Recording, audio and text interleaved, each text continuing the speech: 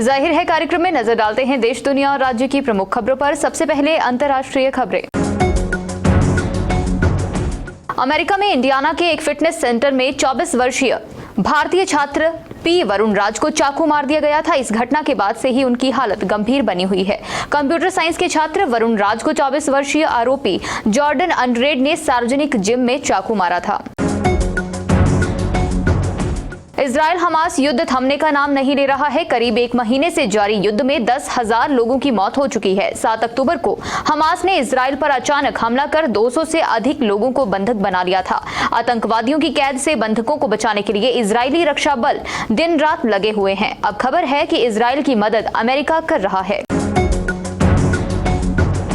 America के विदेश मंत्रालय ने बताया कि विदेश मंत्री एंटनी ब्लिंकन 5 देशों की यात्रा पर जाएंगे, जिसका समापन भारत में 2+2 मंत्री स्तरीय वार्ता में भाग लेने के साथ होगा। ब्लिंकन इजरायल, जॉर्डन, जापान, दक्षिण कोरिया और भारत का दौरा करने वाले हैं।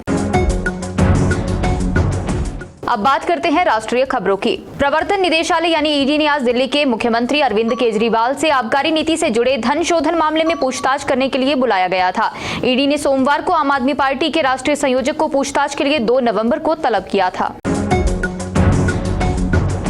राज्यपाल आरिफ मोहम्मद खान के खिलाफ केरल सरकार ने सुप्रीम कोर्ट में रिट याचिका दायर की है। केरल सरकार का आरोप है कि राज्यपाल कई विधेयकों को मंजूरी नहीं दे रहे हैं। याचिका में कहा गया है, राज्यपाल आरिफ मोहम्मद खान के पास 8 विधेयक लंबित हैं, जिन्हें राज्य विधानसभा ने पारित कर दिया।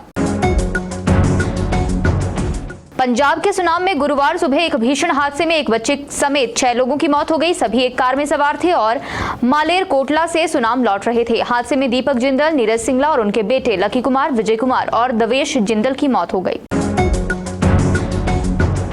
अब बात करते हैं प्रदेश की प्रमुख खबरों की। नशे के गर्त में युवाओं को धकेलने वाले चिट्टा तस्करों के खिलाफ शिमला पुलिस ने पिछले 10 माह में बड़ी कार्रवाई की है। करीब 135 अंतर्राज्यीय तस्करों के ड्रग मनी से कमाए करीब 1 करोड़ 30 लाख रुपए जब्त किए गए हैं। करीब 5 करोड़ 70 लाख की संपत्ति की जांच जारी।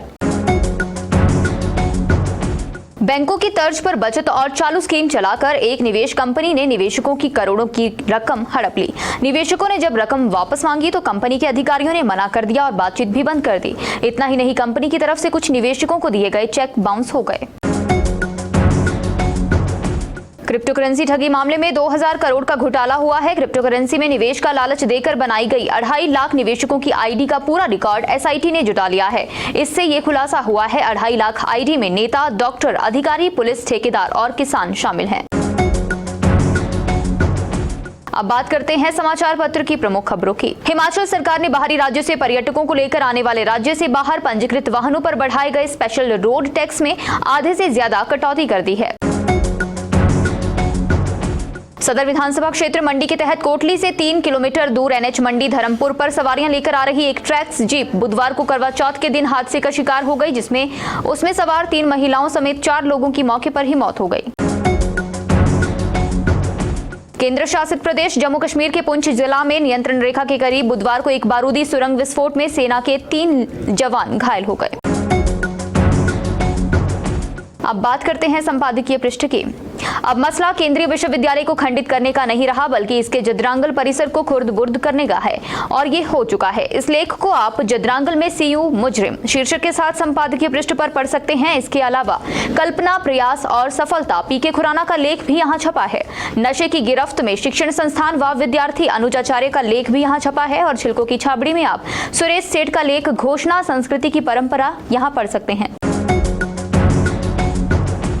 कार्यक्रम के अंत में बात करते हैं रोजगार की। केंद्रीय औद्योगिक सुरक्षा बल यानी सीआईएसएफ ने हेड कांस्टेबल पदों पर भर्ती के लिए अधिसूचना जारी की है। योग्य उम्मीदवार आधिकारिक वेबसाइट CISF recruitment.cisf.government.in के माध्यम से ऑनलाइन आवेदन कर सकते हैं। जाहिर है कार्यक्रम में आज के लिए बस इतना ही। बने रहे दिव्य हिमाचल टीवी के साथ।